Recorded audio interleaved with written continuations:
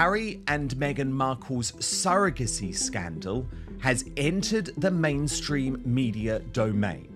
The silence that lasted years has just been broken inside Buckingham Palace. For the first time, whispers surrounding Meghan Markle and Prince Harry's alleged surrogacy controversy are colliding with what many believe is a calculated royal response. Questions about secrecy, tradition, and the line of succession are erupting again, dividing public opinion and fueling global debate. Is this truly confirmation or just another interpretation of carefully chosen words designed to reveal nothing at all? And do you think the palace is hiding something or protecting privacy? Share your thoughts in the comments. Don't forget to like, share, and subscribe for more when silence becomes a story.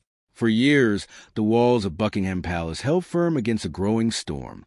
But now that silence is under intense scrutiny, allegations surrounding Meghan Markle and Prince Harry have suddenly surged from scattered online discussions into the center of mainstream attention, forcing a question many never expected to hear so loudly as the palace finally responded. What was once dismissed as fringe speculation has evolved into a full-scale public debate fueled by headlines, commentary, and a wave of renewed curiosity that refuses to fade. The shift did not happen overnight. For a long time, these claims existed on the edges of public conversation, circulating quietly among niche audiences and rarely breaking into credible platforms. But something changed. As media outlets began picking up the story, repeating key questions, and quoting unnamed insiders, the narrative gained weight. It was no longer just rumor. It became a topic people felt compelled to examine. With that shift came pressure. Pressure on institutions, on individuals, and most of all on the monarchy itself. At the heart of the controversy lies a deeply sensitive issue: legitimacy within the royal line of succession. The children of Harry and Meghan, once simply introduced through formal announcements, are now at the center of a debate that touches on centuries-old traditions. Historically, royal births have been treated with a level of transparency designed to remove doubt. That expectation rooted in precedent has collided with modern values of privacy, creating a tension that is difficult to resolve. As the public revisits these traditions, questions begin to surface again louder than before. The media plays a powerful role in this escalation. Each report, each quote, and each interpretation adds another layer to the unfolding narrative. Some voices suggest that the palace's measured communication style is itself meaningful, while others argue that it is simply consistent with long-standing protocol. The absence of a direct, explicit statement addressing the allegations has become a focal point, with observers attempting to read between the lines. In this environment, even routine language can take on unintended significance. Public reaction has been swift and divided. For some, the renewed attention signals that there may be more beneath the surface, something yet to be clarified. For others, it represents the danger of speculation gaining momentum without solid evidence. The debate is no longer confined to isolated discussions. It has become a global conversation shaped by perception as much as by fact. Every statement and every silence is being examined with increasing intensity. As the pressure builds, one reality becomes clear. The story is no longer just about the allegations themselves. It is about how those allegations are interpreted, amplified, and sustained in the absence of definitive answers. The palace now finds itself at the center of a narrative it did not openly create, yet cannot easily escape. And as the spotlight grows brighter, the question lingers whether this moment marks the beginning of clarity or simply the deepening of mystery that refuses to settle. As the surrogacy allegations break into mainstream headlines, what is the palace truly preparing behind closed doors, damage control, or something far more calculated? And why are certain voices suddenly going silent while others escalate the claims, pushing the monarchy closer to an irreversible breaking point? Keep watching. Voices that ignited the fire. What began as quiet speculation soon found a powerful voice, and that voice refused to stay on the sidelines. As the tension intensified around Meghan Markle and Prince Harry, one figure stepped forward with claims that would push the story into a far more explosive phase. Lady Colin Campbell, long known for her outspoken views on royal affairs, began raising direct questions about the circumstances surrounding the births of the couple's children, Prince Archie and Princess Lilibet. Her statements did not introduce entirely new ideas, but they gave existing rumors a sharper, more public edge. For years, conversations about these claims had lingered in scattered corners of the internet, often dismissed or ignored. But now, with a recognizable public figure speaking openly, those same ideas began to carry a different weight.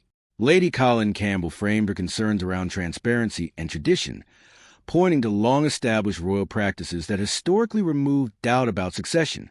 She suggested that the lack of visible verification in these particular births had created a gap, one that speculation quickly rushed to fill. Her words, carefully delivered yet undeniably provocative, became a catalyst for renewed scrutiny. At the same time, media outlets began amplifying the discussion. Reports citing unnamed palace insiders added another layer of intrigue, presenting statements that hinted at unease behind closed doors. These insider quotes, whether interpreted as genuine concern or strategic leaks, fueled the narrative further. Tabloids and commentary platforms repeated key points, often emphasizing the most controversial aspects. Questions about timelines, medical confirmations, and unusual details surrounding the births were brought forward again, each repetition strengthening their presence in public discourse. As the claims spread, the focus increasingly turned toward the children themselves. Prince Archie and Princess Lilibet, once introduced through formal palace announcements, were now central to a debate they could not control. Observers began revisiting past details, searching for inconsistencies or overlooked moments that might support one interpretation over another.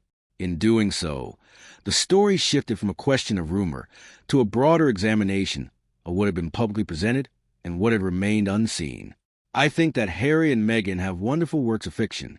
I think their lives are fiction. Yet, even as the narrative grew louder, it remained rooted in uncertainty. No direct confirmation supported the allegations, and no official statement addressed them heed-in. This absence created space for interpretation. Some viewed Lady Colin Campbell's comments and the reported insider remarks as evidence that concerns were being taken seriously at some level. Others argued that the entire situation reflected how easily speculation could gain momentum when repeated often enough. The same information filtered through different perspectives led to sharply divided conclusions. What made this phase of the story particularly powerful was not just the claims themselves, but the way they were delivered and received. A single voice amplified by media attention and supported by suggestive reporting had transformed a lingering rumor into a dominant narrative. The controversy now had identifiable drivers, and their influence was undeniable. As the discussion continued to spread, one question lingered beneath it all: whether these voices were uncovering something hidden or simply shaping a story that was growing larger with every retelling. Behind these explosive claims, the story begins to twist in unexpected directions. But who is really pulling the strings? And why are these voices resurfacing now? Stay tuned. A crown question from within. What began as speculation now edges into something far more serious, raising questions that reach beyond headlines and into the foundation of the monarchy itself. At the center of this growing tension are Meghan Markle and Prince Harry, whose children, Prince Archie and Princess Lilibet, remain part of the royal line of succession. As public debate intensifies, the issue is no longer limited to rumor or personal scrutiny. It now touches on constitutional tradition, where clarity has always been considered essential. For centuries, the rules surrounding royal succession have been guided by strict principles designed to prevent uncertainty. One of the most important of these principles has been the unquestionable legitimacy of birth. Historically, royal births were not treated as private family matters, but as events of national significance. At one time, even government officials were required to witness these moments to ensure there could be no doubt about who stood in line for the throne. Although those practices evolved over time, the expectation of clear and reliable confirmation never fully disappeared. It remained part of an unspoken contract between the monarchy and the public. In this context, the current controversy takes on a different weight. Critics argue that the births of Archie and Lilibet did not follow the same visible patterns of verification seen in previous generations. They point to the limited. As these concerns spread, more extreme suggestions have emerged. Some voices a call for a review of the children's positions within the line of succession, arguing that any unresolved doubt could undermine the integrity of the system. These calls are not presented as conclusions, but as demands for reassurance. Supporters of this view claim that transparency would settle the issue quickly, restoring confidence and ending the debate. Others, however, see these demands as an overreach, warning that they blur the line between legitimate inquiry and invasive speculation. The tension lies in the gap between tradition and modern expectations. On one side is a system built on centuries of precedent, where public certainty was once considered non-negotiable. On the other is a more private approach to personal matters reflecting changes in how public figures manage their lives. This clash creates a space where interpretation thrives. Some interpret the lack of detailed confirmation as meaningful, while others insist it is simply consistent with evolving norms. What makes this moment particularly significant is how quickly the narrative has shifted. A discussion that once seemed distant now carries implications for the credibility of the monarchy itself. The line of succession, long viewed as stable and unquestioned, is suddenly part of a wider debate shaped by perception as much as fact. As the conversation continues to unfold, it raises a deeper question about whether tradition can adapt without losing the certainty it was designed to protect, or whether that uncertainty is already beginning to take hold. Behind closed doors, the monarchy faces a question that could destabilize everything. Can succession rules be bent? And who decides legitimacy when tradition collides with uncertainty? If birth verification is challenged, how far will authorities go next from here? Now stay glued. The evidence no one can see. As scrutiny deepened, attention shifted to something far less visible, yet far more powerful: the absence of clear public proof. Questions surrounding Meghan Markle and Prince Harry were no longer driven only by what had been said, but by what had not been shown. In a story shaped by detail, it was the missing pieces that began to draw the most attention, turning silence into a focal point of growing uncertainty. Traditionally, royal births were moments of careful documentation. While practices change over time, the expectation remained that credible medical professionals would confirm key details, ensuring public confidence in the line of succession. These confirmations were not designed to invade privacy, but to remove doubt. In most cases, brief but clear statements from trusted sources were enough to settle any questions before they could take hold. That pattern had been repeated across generations, reinforcing a sense of stability and trust. In this case, however, observers noted a difference. The births of Prince Archie and Princess Lilibet were announced through official channels. In his newly obtained birth certificate, it shows Archie Harrison Mountbatten Windsor arrived May 6. Yet the level of publicly visible verification appeared more limited than some had expected. There were no widely discussed confirmations from identifiable medical witnesses presented in the same way earlier royal births had been handled.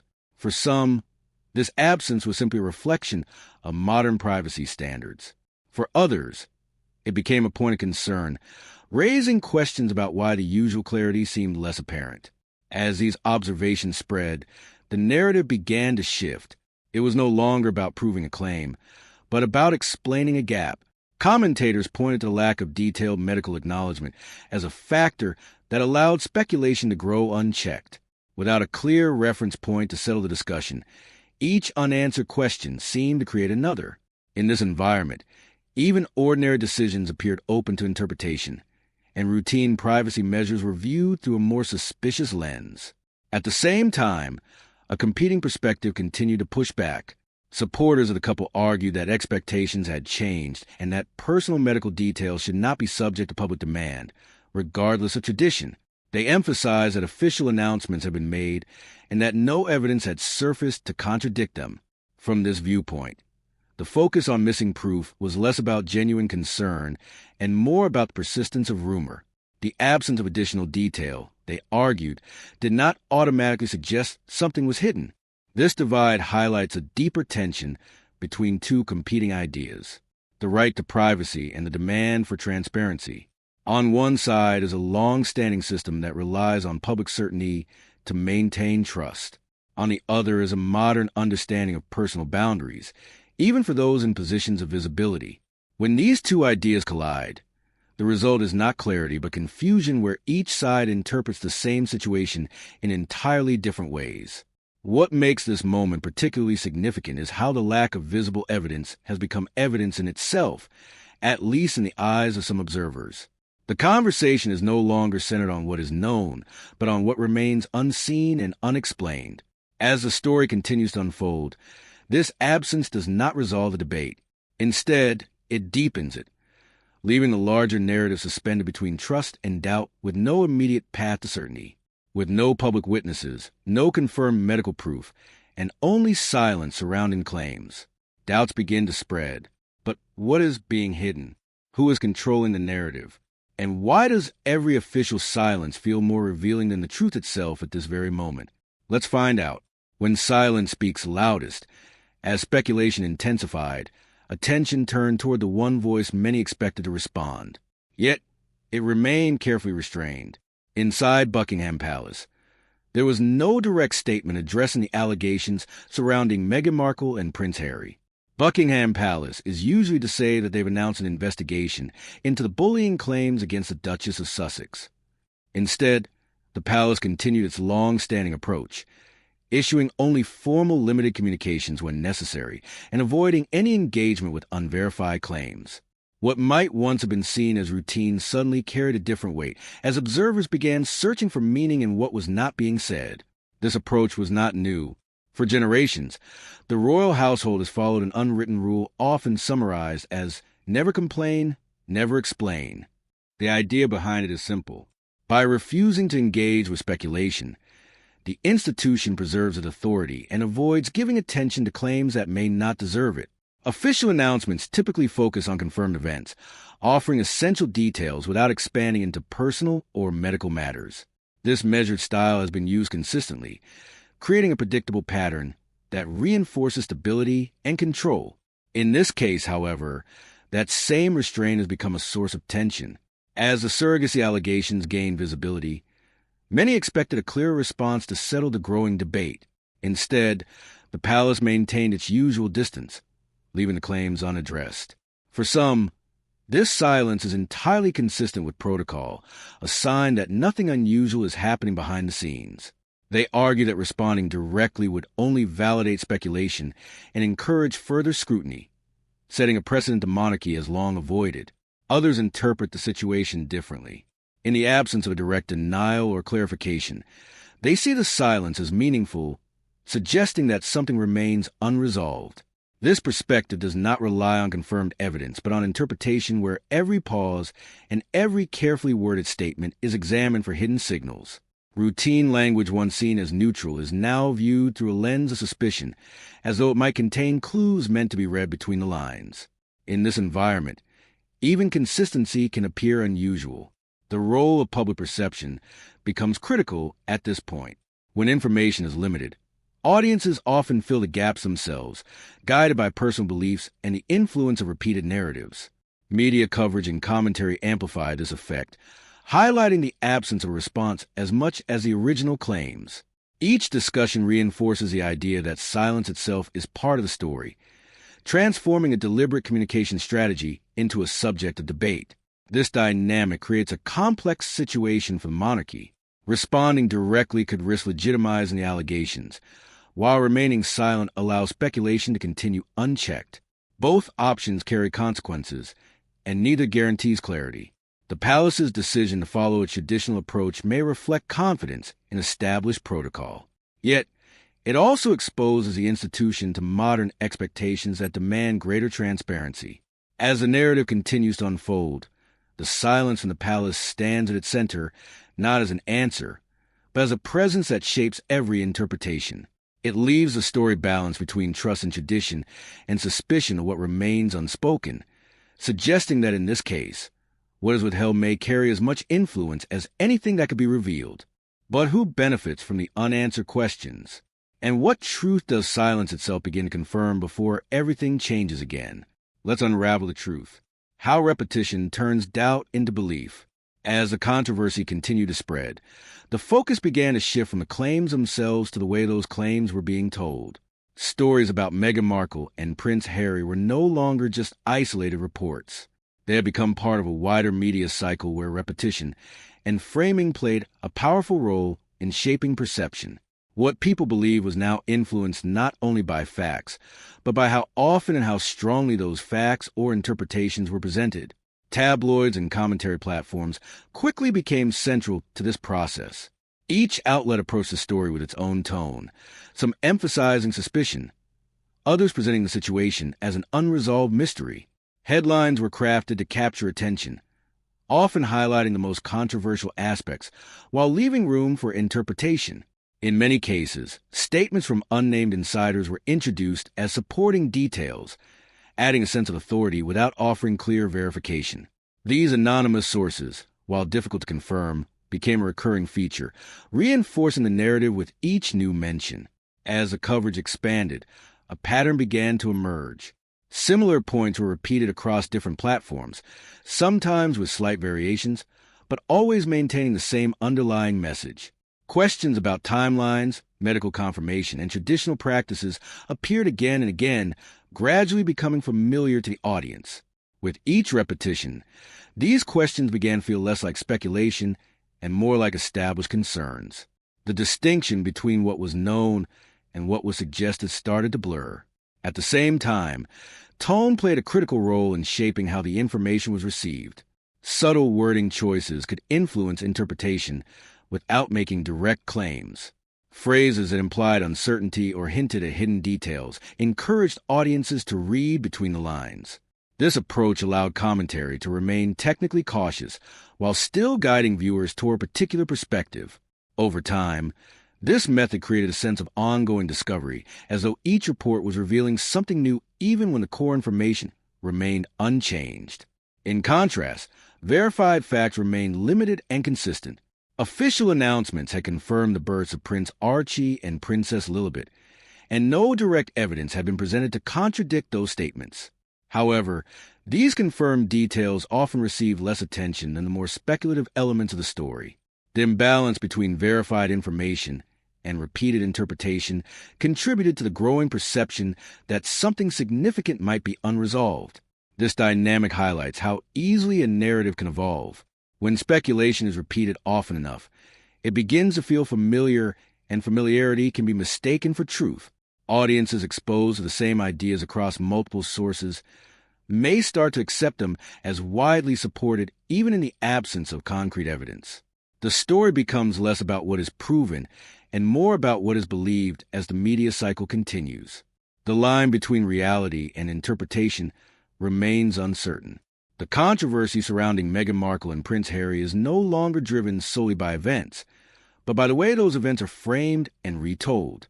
This raises a deeper question about the power of narrative itself, and whether the story unfolding is revealing hidden truths or simply demonstrating how perception can be shaped through repetition alone. But within that repetition, details begin to shift, soften, and sometimes disappear entirely, leaving audiences to question what was originally said and what was later constructed. Each retelling adds a new layer of interpretation, making it increasingly difficult to separate documented fact from collective assumption as the story evolves across platforms and public conversation. And the consequences are only beginning now. Behind every headline, a different version of truth begins to form. But who decides what is real when repetition replaces evidence and tone overrides fact? And if the story was never stable to begin with, how far has it already gone beyond control?